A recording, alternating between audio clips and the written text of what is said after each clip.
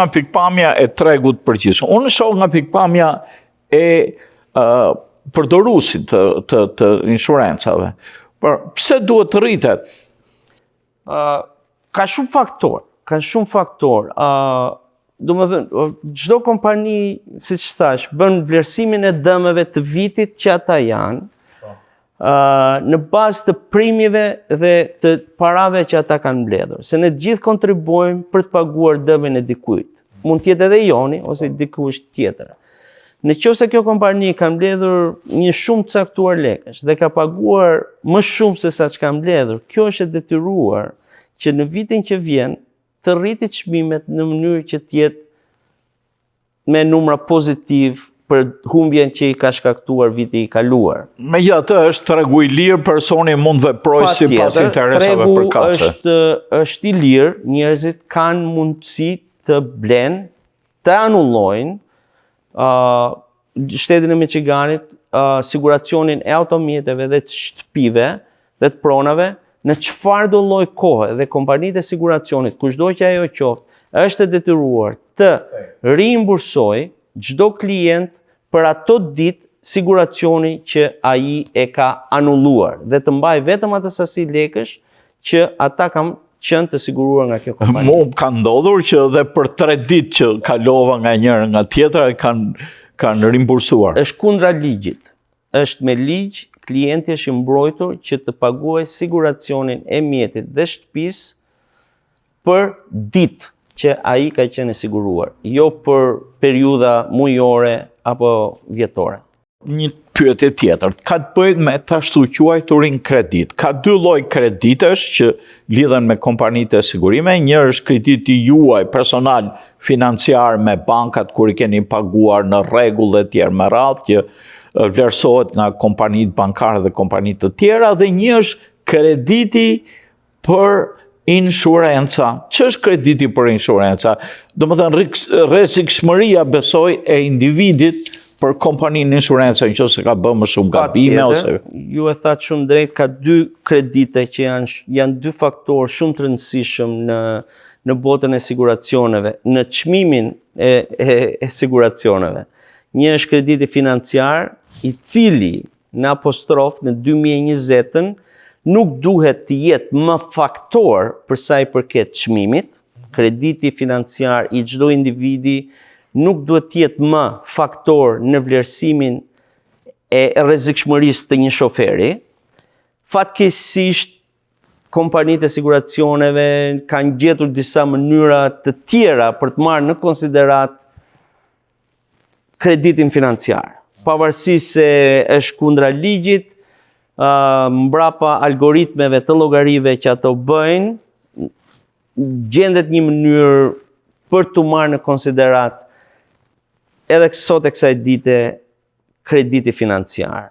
Por pas 2020-s, i vetmi faktor që do merret në konsiderat për sa i përket çmimit të siguracioneve është pikërisht krediti i siguracioneve. Në kreditin e siguracioneve merret parasysh mosha, merret parasysh zona, zip kodi ku ne jetojmë, merret parasysh numri i shoferëve dhe i antarëve që jetojnë në atë shtëpi. Gjithashtu merren parasysh densiteti ose frekuencia e shoferëve me mjetet në shtëpi, sa shoferë janë dhe sa mjete janë. Gjithashtu merret në zip, jo në zip kod, se tash me ligjin e ri është një hapësirë më të madhe, se sa vetëm ai qyteti, merret në nivele zona të caktuara që kompanitë e siguracioneve kanë rënë dakord me shtetin ti vizatojnë, merret parasysh frekuencia e aksidenteve në atë zonë të caktuar, në ato qytete të caktuara. Gjithashtu merret parasysh densiteti i banorëve me makina, me mjete në atë zonë të caktuar.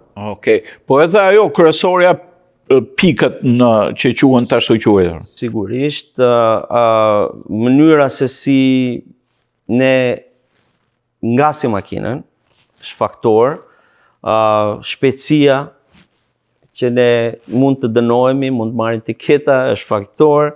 Distraction driver është një nga elementet kryesor tashti në këtë botën e re të teknologjisë. Distracting driving është një nga shkaqet kryesore që ka bërë rritjen e numrit të aksidenteve dhe frekuencinë e aksidenteve. Domethënë, përdorimi i celularëve në garë. Përdorimi i celularëve, përdorimi i elementeve të entertainment që makina dhe mjetet kanë sot, lidhja e aplikacioneve të ndryshme të telefonit me automjetin, dëgjimi muzikës, teksti, leximi i mesazheve. Teksti është më. Por këto janë faktorë që e kanë rritur jashtëzakonisht shumë frekuencinë e dëmtimeve të rrisjeve. Tani, unë jo më larg se sot mëngjes më vjen një mesazh në telefon, e thot nëse jeni deri në 50 vjeç, jetoni në këtë zip kod, mund të merrni një inshurancë më të lirë, po kompanitë e inshurancave nuk ja tregojnë këtë. Edhe nëse keni vetëm lëvizje deri në 30 majla nga banimi. A është e vërtet ky fakt apo janë abuzime? Jo, këto janë abuzime. Në shtetin e Michiganit, në 6 muaj policy, vetëm të paguash detyrimin ndaj MCCA, që quhet Michigan Catastrophic Fund, dhe vetëm detyrimet për shtetin, hiq blerjen e liability që është e kërkuar me ligj, hiq mbrojtjen e pronës që është e kërkuar me ligj,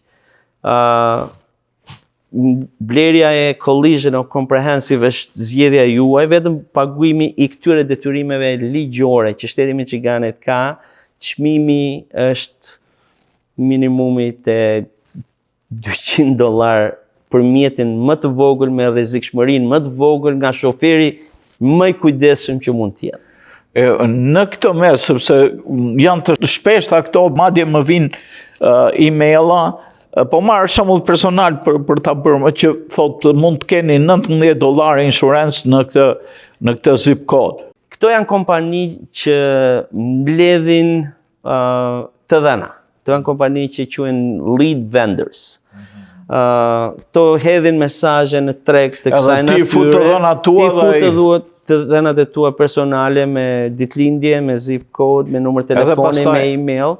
Dhe këto kompani pastaj, këto dhëna që ti ke futur atje, na i shesin kompanive të ndryshme, të siguracionit, sepse ti ke interesit besës. Për shembull, në këtë mes është praktike kohëve të fundit, të bie një numër telefoni që se nje, ose unë jam një person, do t'ju ndihmoj për zgjidhjen e inshurancës tënde të makinës, dhe të kërkon të dhëna personale dhe nuk e di se sa e vërtet është, pasaj që të drejton tek një agent apo për një kompani të caktuar. Janë kompani të specializuara në shitjen e të dhënave të individëve. Pra njerëzit duhet të kenë kujdes. Shumë kujdesshëm me dhënien e këtyre informacioneve. Mos besoj njeri që i merr vetë në telefon të shkojnë vetë. Do t'i sugjeroja klientëve që të marrin në telefon kompanit direkt. Kompanitë e siguracionit paga shumë kanë emra të fuqishëm që ne të gjithë Farmers Insurance, AAA, Allstate, State Farm, Progressive. Janë kompani që janë në treg për 100 vjetësh, janë kompani që kanë reputacione dhe kanë një strukturë ligjore për sa i përket mbrojtjes së dhënave të individëve dhe klientëve të konsoliduar. Do t'i sugjeroja klientëve që mënyra më e mirë për të blerë siguracion është duke kontaktuar direkt kompanitë ose agentët e këtyre kompanive, sepse kanë një mbrojtje legale, kanë një procedurë që ne jemi të detyruar me ligj ta ndjekim. Të dhënat që ata na japin janë komplet konfidenciale, nuk shiten nga agentët apo nga kompanitë, kanë një procedurë, nëse ata do jenë në dijeni për çdo akt nëse kompanitë e siguracionit do i shesin këto të dhëna diku tjetër. Dhe do informohet klienti nëse kjo kompani siguracionesh këto dhënat personale të këtyre individëve do i ofrojnë dikujt tjetër. Një pyetje tjetër ka të bëjë me një rast hipotetik, po që është i vërtet, them hipotetik, sepse di personin në fjalë. Një person bën një aksident. Në këtë aksident, personi që ngiste makinën e vetë, kur ndodhi aksidenti, fatmirësisht nuk pati në një dëmtim të madh trupor, megjithatë është ankuar ke kompania e inshurencave se unë shkova në chiropractic e këto tjera dhe hedh në gjyq kompaninë e palës kundërshtare. Deri këtu është në rregull. Pyetja ime ka të bëjë me këtë. Pse duhet në këtë mes duhet merreshin vesh kompanitë, jo individi i cili ka shkaktuar aksidentin. Bile këti individi dërgojnë në shtëpi edhe njoftimin që për rastin e aksidentit të tij, ai nuk është e nevojshme të vi vetë në gjyq, po mund të merret si dëshmitar për gjyqin midis dy kompanive për mbulimin që i takon këtij. Hapi parë është që në kompaninë ku ti je siguruar, ajo do të hapi claimin. Ajo do jetë pagusja e parë e shërbimeve në qoftë se ti ke bler mbulimin e mbrojtjes fizike.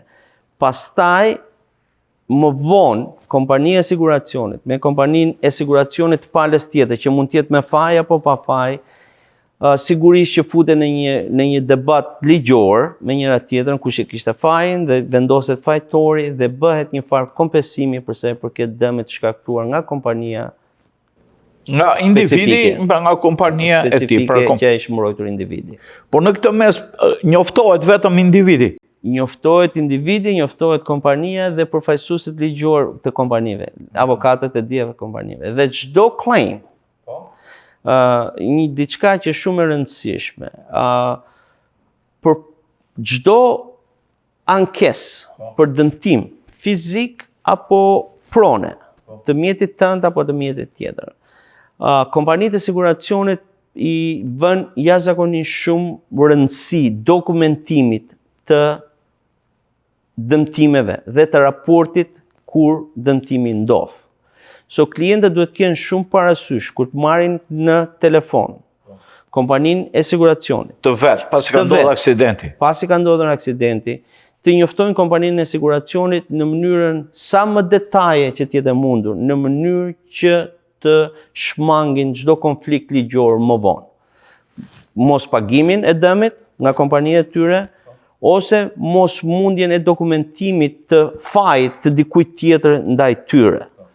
Është shumë e rëndësishme dokumentimi i dëmit, marrja e fotografive të mjetit të tyre, marrja e fotografive të mjetit tjetër, nëse ata janë dëmtuar nga një dikush tjetër, marrja, domethënë dokumentimi me sa më shumë detaje nga individi që ndodhet në aksident.